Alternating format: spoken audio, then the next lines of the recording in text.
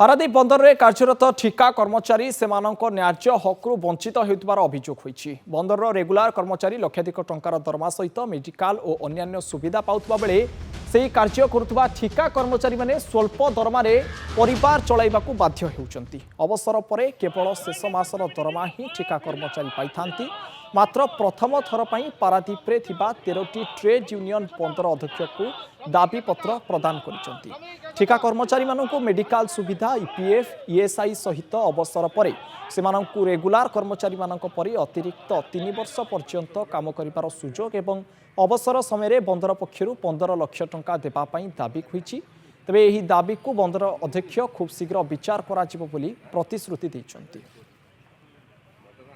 समान काम को समान दरमा बहुत दिन दाबी ये एवं से जिते अवसर नौकरी से किसी नहीं राहा भरोसा किसी ना तेणु से बाबद 15 लाख टंकार दाबी उपस्थापन करा मैनेजमेंट पाखे से पिला छुआ परिवार बर्तमान जो चिकित्सा क्षेत्र में बहुत अवहेला होती।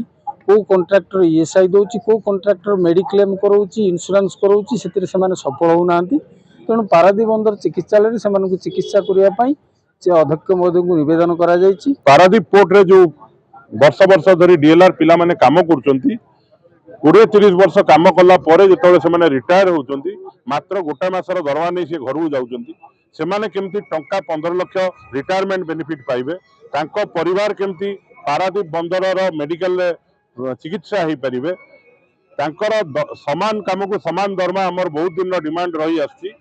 जो थे गोटे एम्प्लॉई रिटायर है पर से ही कम गोटे डीएलआर पिला करुच्ची किंतु सी 15-17 हजार पाइला बेलू गोटे एम्प्लॉई लाख टका दरमा पाँच तो से हिसाब से दरमा भी वृद्धि हवा दरकार।